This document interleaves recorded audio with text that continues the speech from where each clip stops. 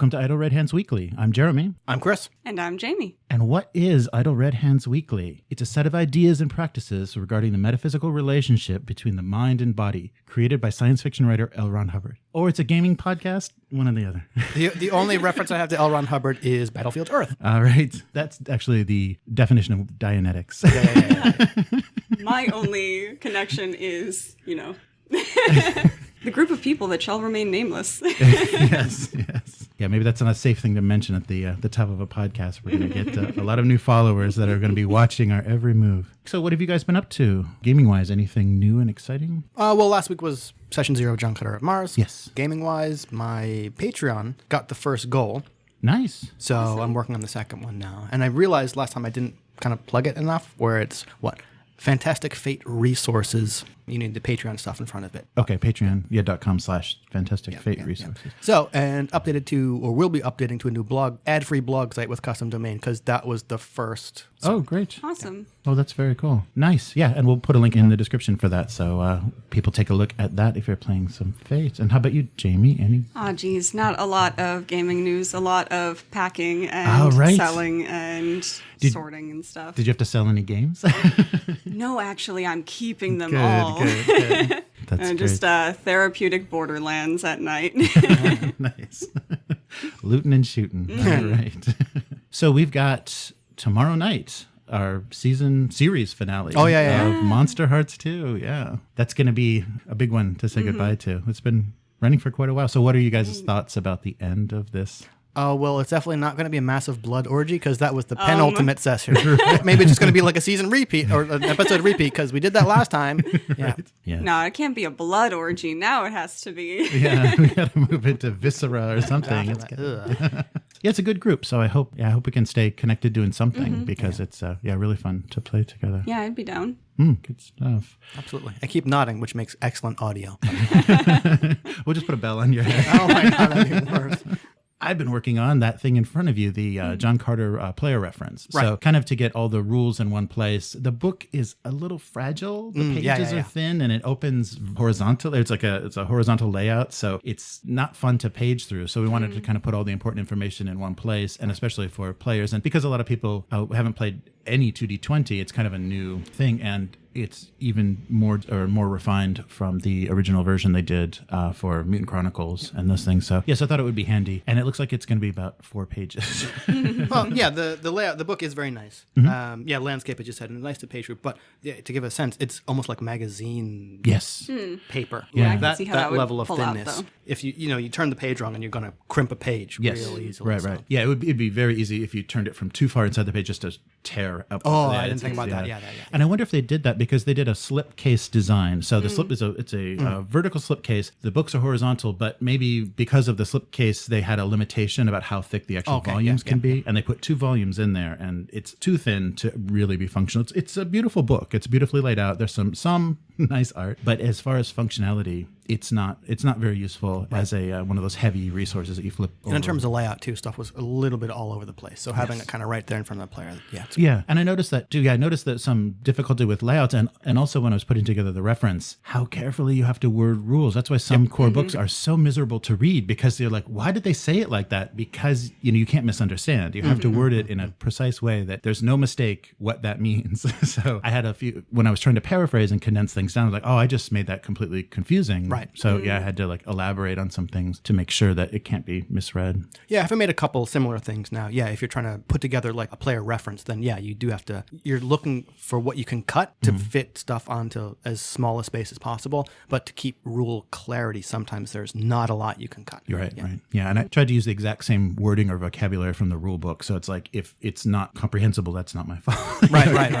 And another thing that's being worked on for John Carter is a dynamic character sheet web app. Okay, cool. Yeah, so for mobile phones or tablets or laptops, so a web app. So it's just going to be a web page that you go to, and it's going to store your character sheet locally, and you'll just be able to fill everything out. And then, handy. As you're taking damage or whatever, because they have an affliction tracker, and that results in affecting your attributes. Okay. And so it's a little complicated, and it's nice to have that all in one place, and you add things, and then it'll reduce everything down. Okay. So you're always having easy numbers to look at. Like, this and this, minus this, plus this, plus it's all going to be kind of, So it's not Pathfinder. How many people do you just lose? Yeah, right.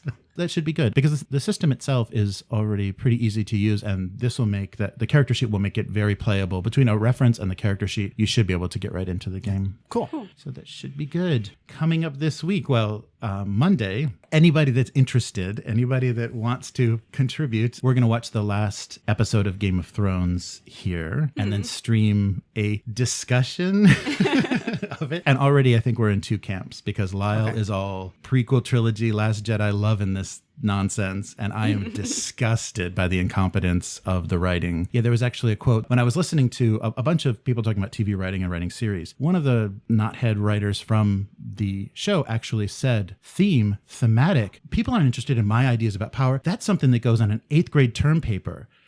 I'm like, I remember reading that. Whoa. Okay. So that's why I don't like this show. That's why I don't like this writing, because it's spectacle and it's wowie zowie and it's cool. It's like, oh, that would be cool. So it's a Zack Snyder thing. Yeah, exactly. Yeah. Or J.J. Abrams. You know, in the writer's room, that's what goes around. Oh, this, would be cool. It'd be so cool. I want to see that. That would be cool. And that's garbage. That makes garbage television. Maybe it makes, good Transformers movies, but yeah. I'm sorry, you said good Transformers movies? Actually, you know what? I take that back. Apparently, Bumblebee was decent. Oh, nice. It's a different director now, though. Okay, that's fair. I was that makes sense. Yeah. But good and Transformers movie together? I'm sorry. No. Wasn't it actually a woman who directed Bumblebee? I'm not sure. Oh, maybe. Yeah. Hey, hint. I had a super fan friend on Facebook talking about the things that he dislikes about the writing for Game of Thrones. And it's basically that, that's the condensed version where GRR is all people have flaws and they're presented with options. And if they've grown as a person, they might choose the good path. And if they haven't, then they choose the bad path. And either way, they're going to get fucked. Right. And in this one, it's just people have flaws and random shit happens and everyone dies. Not reasonable connected to their character arcs. Right. I'm really curious. We're not going to know until after the fact, but there's so many people involved in this. Someone's going to write a blog or something about it where we're going to be able to find out what actually happened. If it was HBO pulling out money, if these guys saying we're done with this, we're moving on to Star Wars or whatever it was that ruined the end of this show. Because it's just odd. They should have actually just said, let's come back to this when people that actually want to work on it are able to work on it, because it's very strange to spend that many seasons, 7 full seasons, because usually the kind of prestige TV HBO, the last season, they either break it up into 2 halves so they get the production, or they double it. I think Sopranos was actually 20 episodes for their final season, so they could kind of do a full arc and kind of wrap everything up. So for them to say, oh, we'll do it in 6. It's like, are you... I didn't realize there was only 6 episodes. 6 Really? episodes, yeah. So are you keeping the money? The entire book, 6 episodes. There is no book, though. Oh, Yeah, I mean, right. theoretically, An entire book. Okay. Right. Yeah, Yes, because the seasons were still trying to go Yes. book by book. Right. Okay. Yeah, and I think basically they many years ago got the idea, George R.R. Martin told them, this is what I have in mind for the idea. They wrote that down on an index card, put a pin in it, and this is where we got to get. And then they just cut the time down they needed to get there. And it's just what? How are we going to get there? Hand wave. And we're there. Okay. But It's more satisfying in the book then. Yeah, and I hope the books actually get written, because I saw something that was kind of funny where it's hey, it would be awesome if George R.R. Martin was actually, or had written this, or was using this to gauge audience response, and did not do this thing, so that the book ended up being decent. Yeah, that would be great if it was just a troll. It's and this is what happens. Okay, we're ready. Oh, you didn't like that. All right. Taking notes furiously. Let's not do that then. Yeah. But I think part of the problem with the writing, I don't want to go on about this too long, but it did become very self-conscious, because those idiots are obviously reading Twitter and everything oh, she's a popular character, he's a popular character, they should do this, and we should have, that definitely affected the course of characters. That was the case. Why don't they treat the people of color in the show better? Yeah, well, and there's a lot of missed opportunities for kind of, I think there's a lot that they didn't do that could have been interesting. Once they're beyond the books, they have some freedom, and I think the author stopped even paying attention. He wasn't giving notes or anything to those last 2 or 3 seasons. But I stopped watching after season 4 or something, so my only kind of frame of reference is Twitter outrage about everything. So, yes, yeah, but there's some good memes coming out of it, so that's at least very satisfying. We at least got that. The end of the show sucked, but we got some good memes out of it. Okay, that's fine. Yeah. That eyebrow. Yeah, it's funny how kind of cathartic and therapeutic those things are, though. The internet's reaction where you're like, oh my God, that was terrible. And then you're like, let me see what people are saying. Let me go to the Free Folk subreddit and see what they're up to. They agree with me, yes. So we're going to be doing that. We're going to be streaming that and arguing and probably getting drunk. And then that'll make the arguing even. But everybody is invited. Everybody involved in the podcast, if they're free. Drunk arguing, yeah. Okay, Monday night, you can watch the last episode of a show you may have not seen for several seasons and say, wow, this doesn't make any sense. It might not be because I didn't watch the previous episode.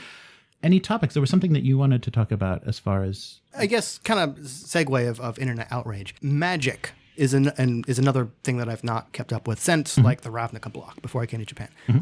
And recently Wizard of the Coast did a Dungeons and Dragons tie-in where Wizard of the Coast did a Ravnica setting book for Dungeons and Dragons. And a lot of people, myself included, said, well, why didn't they do this before? Since you produce so much art for Magic sets and like they have like setting Bibles and all that stuff, it'd be real easy to just take that and kind of port it over to D&D, and you already have so much to work with. Right. Anyway, Adam Koebel tweeted a screen cap of something from Wikipedia, and Adam Koebel is the person who made Dungeon World, which is why I follow him. Well, one of the two people who made Dungeon World. And basically, I forget specifics, and I don't follow up on character names in fantasy. High fantasy character names are bullshit anyway, so who cares? Basically, it said these two characters basically loved each other, but because Ravnica prejudice against same-sex couples in Ravnica, they had to keep it secret. And the tweet was kind of like, oh, really, we're still dealing with this in 2019. And the internet kind of, not exploded, but there was a big discussion about that. Turns out, like with a lot of stuff on Wikipedia, it was inaccurate and just someone had put it in there.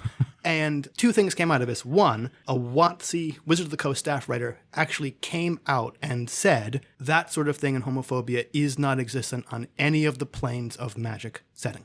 Where I thought it was nice, where the company representative specifically said, we're not doing that. The other discussion that came out of it was, of course, the kind of classic, don't you need conflict or whatever to write story? And the answer is, well, you don't need that, in my opinion. And my argument was, marginalized people having to deal with that every day of their lives, these games are often a form of escape. So it's a slap in the face to open up this book that's hopefully, or ideally in some cases, an escape from reality, and to still have to deal with that kind of bigotry in a game that you want to play for fun. Right. So my feeling is just don't put it in. And whatever you want to do at your own table is cool. Why does it often fall on marginalized people to do the extra work of cutting that stuff out of media and games that they like, where I think it should be the reverse? Don't put it in unless you're a game that's actually going to deal with it seriously, and that's kind of the focus of the game.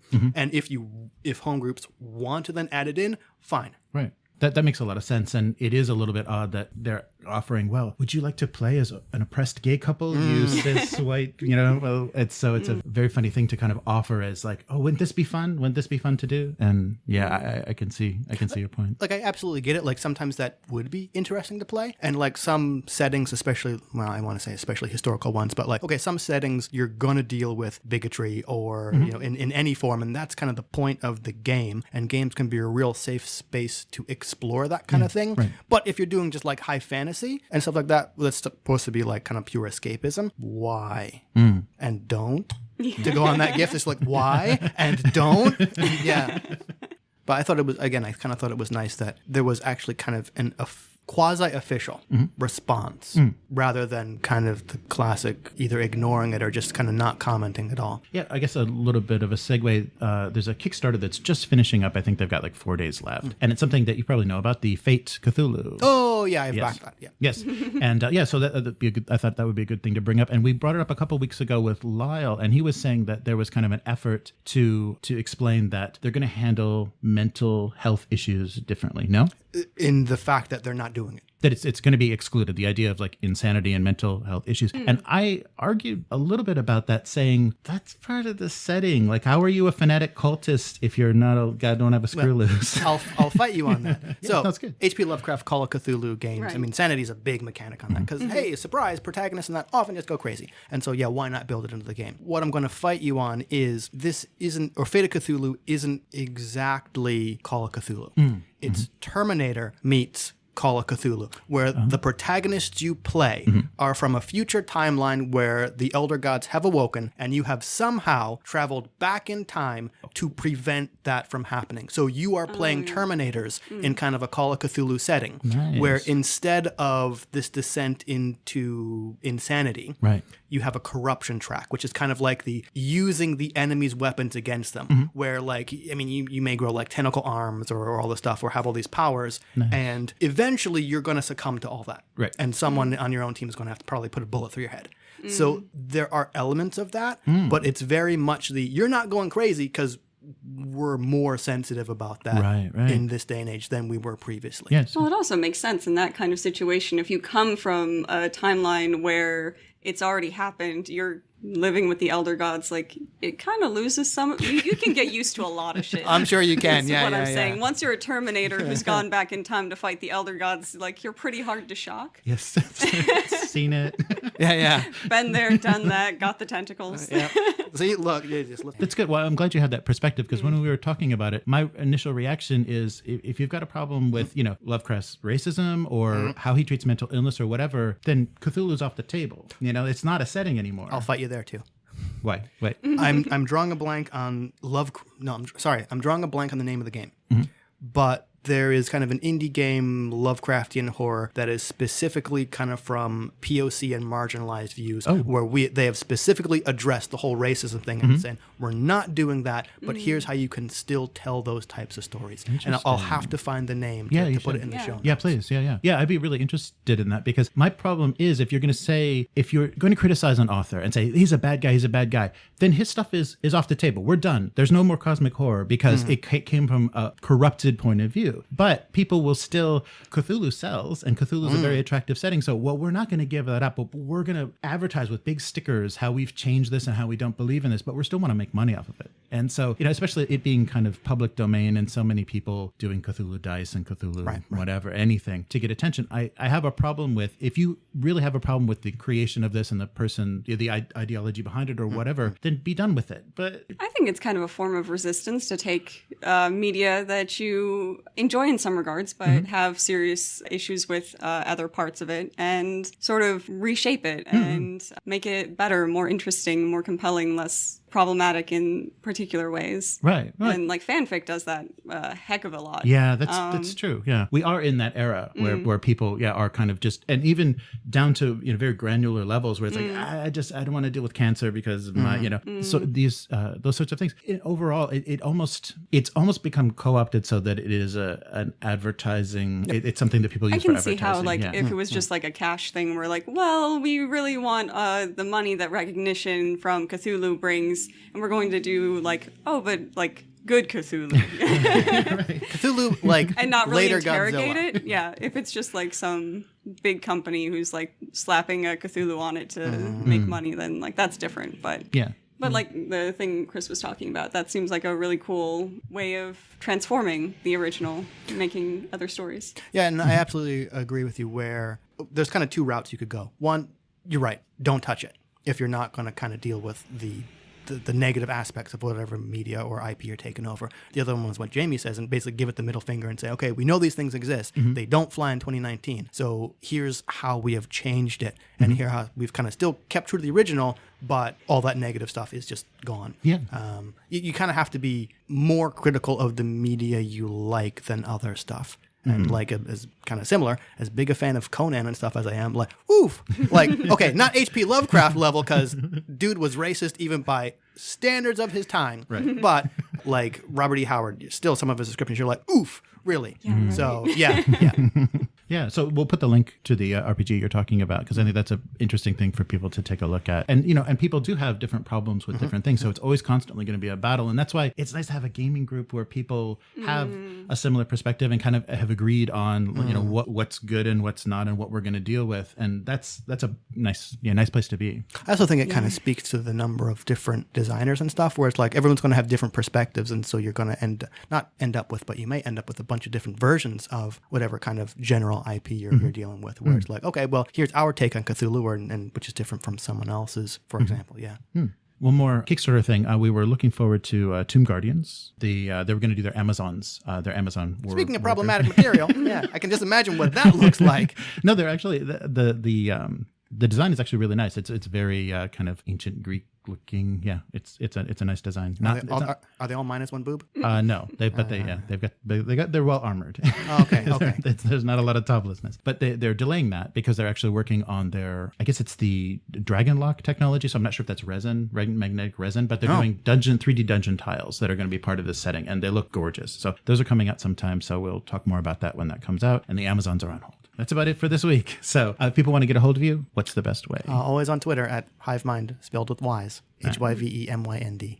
Nice. And also the Patreon. Yeah, which is patreon.com Fantastic Fate Resources. And Jamie. That's ampersand with a J, so jampersand, and an underscore before the sand. Nice. And we'll put links Twitter, so people can click and not have to spell. That's great. And you are departing on the 31st of May. Really? So we might have one more week of Jamie. Next week, actually, I'll be in Okinawa. Oh, taking advantage. Yeah. So time to try out that remote. Yes. Right. Yeah. Nice. Well, enjoy. Yeah. Thank you. Yeah, I mean, it's going to be a long time before I can go to a tropical island for like a couple $100 again. So, yeah. Good point. Very good point. If you would like to get in touch with Auto Red Hands, at Auto Red Hands on Twitter, and the website is autoredhands.com. If you'd like to support the website, patreon.com/AutoRedHands. And that is it for this week. Bye. Bye.